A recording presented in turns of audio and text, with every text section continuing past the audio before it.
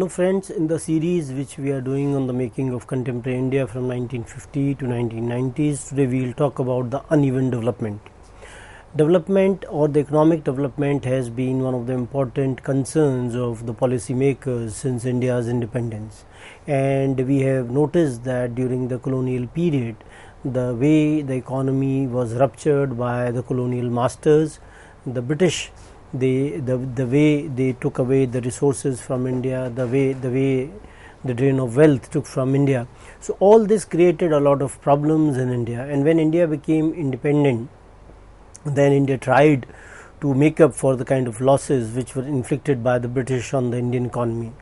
And we find that in the on the issue of development, the way various states they developed over a period of time, it created some kind of an uneven development or lopsided development in the context of certain states. Some of the states, they became prosperous over a period of time because of certain reasons, and on the other hand we find that some of the other states they remained backward. So this issue of uneven development was one of the important concerns of the policy makers and the different governments, those who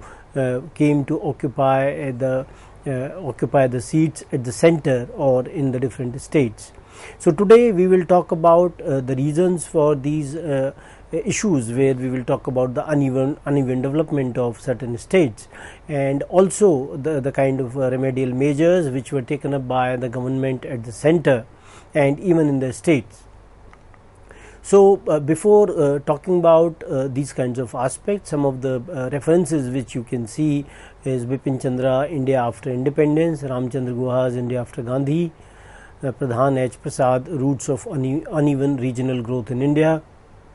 Ghulam Rasool and Eklavya Sharma, Understanding the Poor Economic Performance of Bihar and UP, India, a Macro Perspective. So these are some of the readings which one can refer when one is talking about the issue of uneven development or the lopsided development which takes place in India after independence. And when we are talking about the uneven development or the lopsided development, we find that some of the states, because of their initiative at different levels, the way the economic incentives which were being offered to them, and the proper utilization of those economic incentives in a better way, they were able to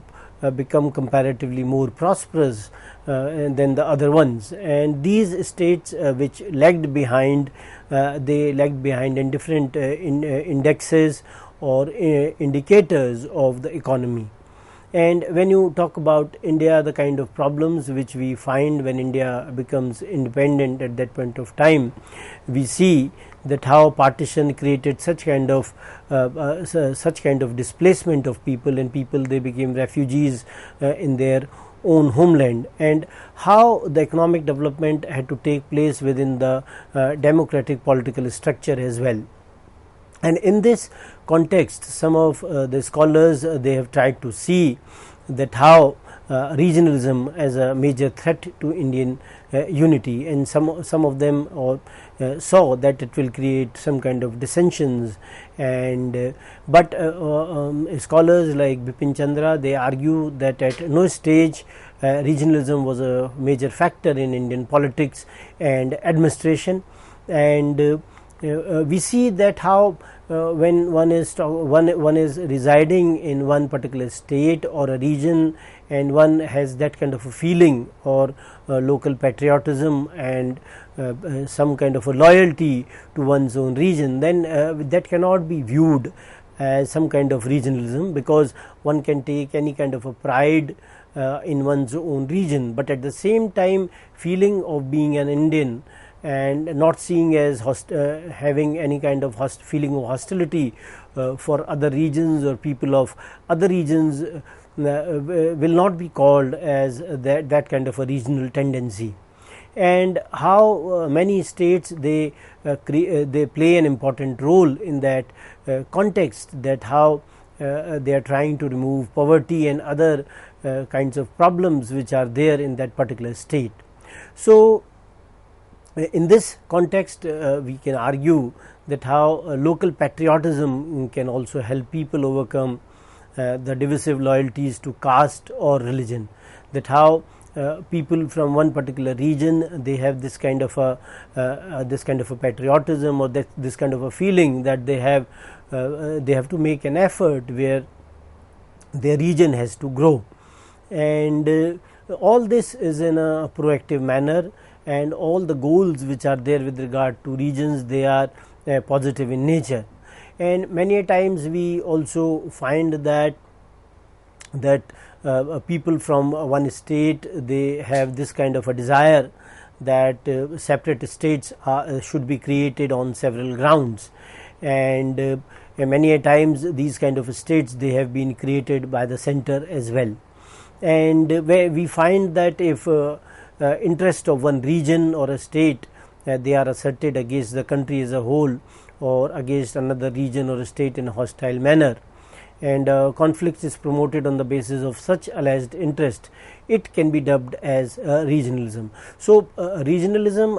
will always be in the context of the kind of antagonism which is being created, and people develop that kind of a hostility. So not from the cultural point of view, not only from the social point of view, but from the economic point of view, it will also create problems for the state as well.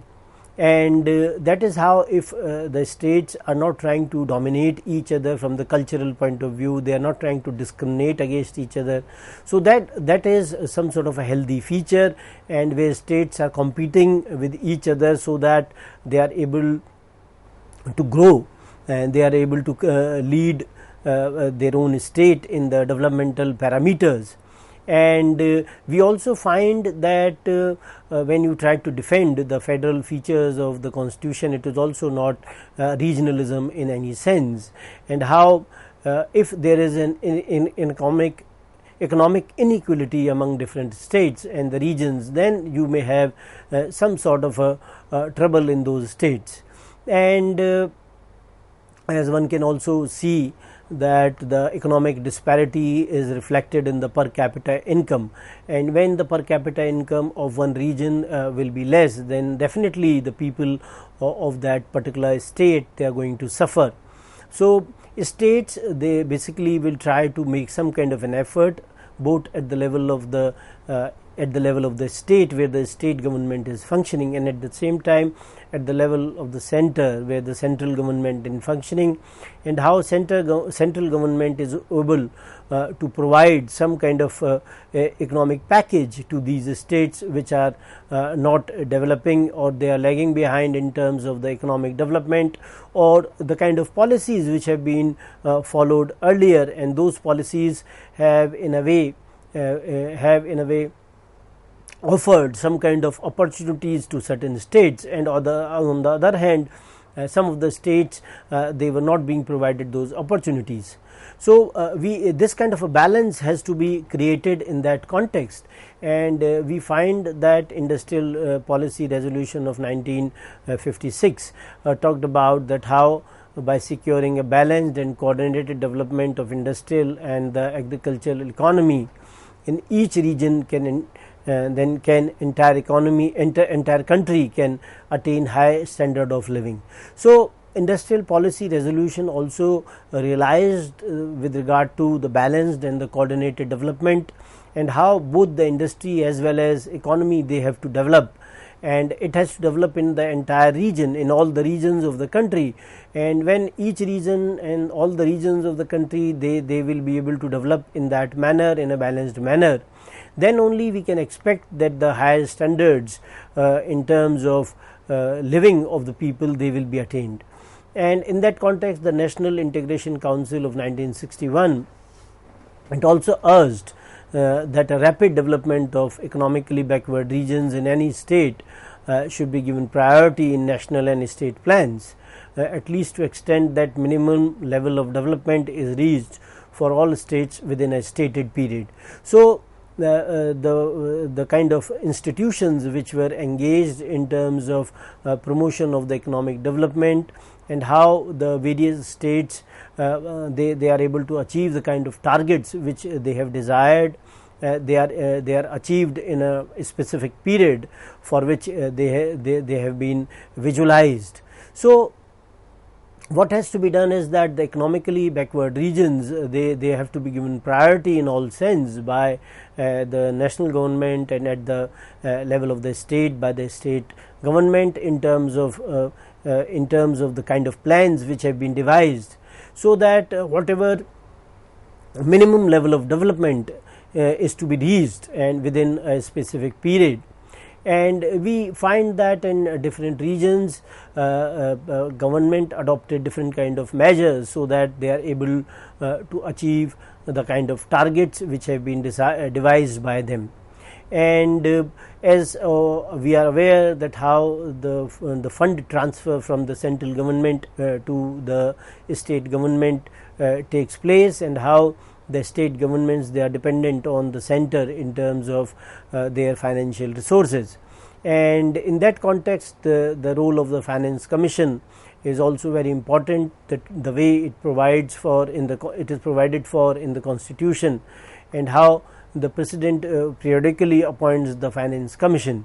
and the way various kinds of revenue which has been collected is being distributed or disbursed among the different states. So this commission plays an important role in that context, and it also decides the principle on which the disbursement of the central taxes and the other financial resources from the center to the states it takes place. And over a period of time we find that a number of financial commissions or finance commissions, they have been established, and how one of the main objectives or one of the main aims is to reduce the interstate disparity which is there, and how the poorer states, they have to be given some kind of a preferential treatment, and more grants they should be given to them,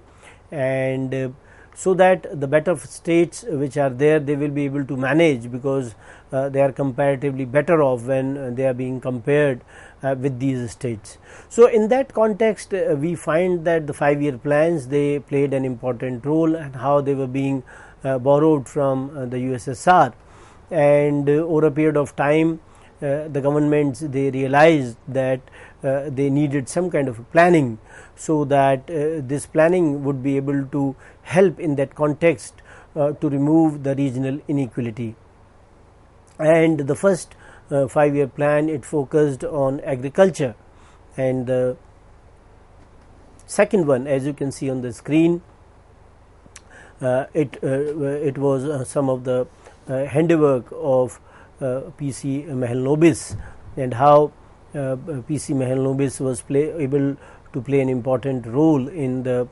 second 5-year plan, and the Mahalanobis model was applied in the second 5-year plan, where we find that there was a lot of focus on the development of the capital goods, and unless the capital goods industry they will be given some kind of a thrust, then the economic development of the country will not take place. So planning definitely was an important aspect of the economy during this period, and how the policy makers, they also realized the importance of planning in that context. And thereafter we see that the removal of the regional inequality was not only reiterated in the second 5-year plan, but it was also reiterated in other plans as well. So this kind of a focus of planning in terms of removing the regional inequality was an important concern at that point of time, and the policy makers, they were very well aware that unless all the regions of the country will not grow, then it will be very, very difficult for the economic development of the country to take place, and the per capita income of the people has also to be raised in all the regions, so that the national income also increases. And we find that over a period of time the focus of the various plans was on the balanced development of all these regions, and we find that the focus of the Planning Commission was also in this context in terms of allocating the greater plan assistance to the backward states. and this assistance is given, as you can see on the screen as well, in the form of both the grants and loans on basis of a formula which assigns an important place to degree of backwardness of a state. So, we find that the realization by the Planning Commission was in the context of providing the greater plan assistance to the backward states, and the way these kinds of assistances which are being given, they are being given in the form of grants as well as in the form of loans, and how this kind of a formula will in a way help them to realize or understand the degree of backwardness of a state. So, all these kinds of things, they were kept in mind while devising the kind of a strategy in the framework of providing the grants and the loans, and these applicable formulas, they were also being devised so that the states, they are able to get the optimum help from the government. And we also realize that the way the center and the state relations, they function, and how the way the transfers of money, they take place from the center to the state governments as well. And the government, they also realize that how they have to develop the infrastructure of the country, and at the same time they also have to take care of the various industries, that how a number of industries in the public sector, they are to be set up. And when you will develop, when the government will develop all these public sector undertakings in the different states, keeping in mind the availability of the resources in these regions, and at the same time they also have to see that the initiation of these industries in these regions, how these regions will also develop as well. So, the government has an important task in the context of the development of the industries in these regions, and at the same time the development of the infrastructure in these regions as well. And we also find that how the backward regions, they were able to secure some kind of government grants or finances in terms of their development as well. And because of this, we find that the public sector will be able to invest that kind of a money, because the money will be invested by the government, and the private sector, because of the profit motive, may not invest the money in these regions where in the backward regions where this kind of a money is being required. And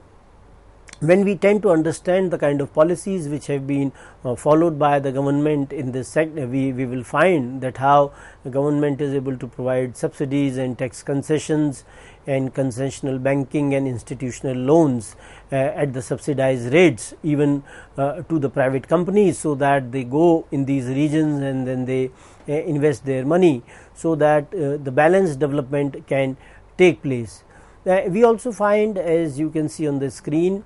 the system of the licensing of the private industrial enterprise which prevailed from 1956 to 1991 was also used by the government to guide location of industries in backward areas. So, this system of licensing, which later became some sort of a problem when we see that this kind of a license Raj in as late as 1991, when the globalization of the economy takes place. So, the main concern initially of the government was to in a way safeguard indigenous industries, and how at the same time industries, they could be set up in the backward areas as well. So, that was one of the issues with regard to the government. We also find that government also wanted that some kind of a network in terms of expansion should be there, so that the backward areas, they are preferred in some way, and how the public sector or the financial institutions, they can be directed to promote investment in these areas, and that is how the nationalization of the banks takes place, and how various kinds of schemes, they were also being initiated in the backward areas, and poverty eradication programs, for example food for work program, and intensive rural development program which were adopted since 1970s, and also to some extent education, health and family planning programs they were being initiated, and public distribution systems they favored the poorer states. So all these kind of initiatives they were being taken by the governments, and how the branches of the banks they were being opened in the backward areas, so that accessibility of the people to these regions, to these banks and the financial institutions can take place. And when people will go to these banks, and they will be provided some kind of a credit by these banks, and in that context we also find that the cooperative banks they were also being opened in the smaller regions, and how because of the cooperative banking and because of the thrust by the government at the level of the banks with the nationalization of banks in 1969, where branches could be opened in the interior areas, and people they could engage themselves with the banking activities in these regions. They could also be provided loans by the banks as well as the cooperative banks, so that they are able to develop themselves in some way. And we also find during this period, when you talk about the uneven development, we also see that the Green Revolution is to be which began in 1960s and 70s in India, and how India was in a way in a dire situation with regard to food grains, where it had to import a lot of food grains from America and other countries as well. And the high yielding varieties of seeds they were being used in the Green Revolution agriculture, where improved agricultural practices they were being involved with regard to the fertilizers, pesticides, controlled water, then credits, mechanical threshers, pumps, etc. So all this kind of a mechanized agricultural practices they were associated with the Green Revolution, by which the production of India increased, and India now, because of the Green Revolution, agriculture was able to increase its production in the food grains. But at the same time, the way Green Revolution agriculture also led to some kind of a disparity during this time could also be seen, that how some of the regions of Punjab, Haryana, etc., where Green Revolution was started, they became more wealthy or more prosperous, and on the other hand regions of Bihar, UP, they were not able to grow as Punjab grew during this period of time. And the Green Revolution, we find that how it had the kind of ecological impact as well, where soil became more saline in nature, the way water was being used, it was the excess usage of water, how the farm labor which was taken from Bihar to Punjab, the way it was being exploited, and it created a lot of prosperity in Punjab. But at the same time, in the social context, we also find that there was some kind of a social disparity and social conflict between the people, those who were there. And this happened. This was happening on a frequent basis. That how people from the poorer regions they were going as laborers to the prosperous regions, and we find that this kind of an agricultural disparity which was being created was not a good thing from the point of view of development. And other states also, we find that Green Revolution technology, it goes from one region to another, and how over a period of time in 1970s and 1980s Green Revolution agriculture could develop in other regions as well. And how during this time we find that the people, when they migrated from one region to another, this provided them that kind of a mobility. And when these people they went from Bihar and other areas, and when they went to Punjab and other regions where they were required as farm laborers, so how they were being exploited. So we will talk further about the other reasons for the uneven development. We will also talk about the kind of consequences of this uneven development and the efforts which were made by the government at different levels in the in another lecture when we will talk about uneven development. Till that time, thank you very much.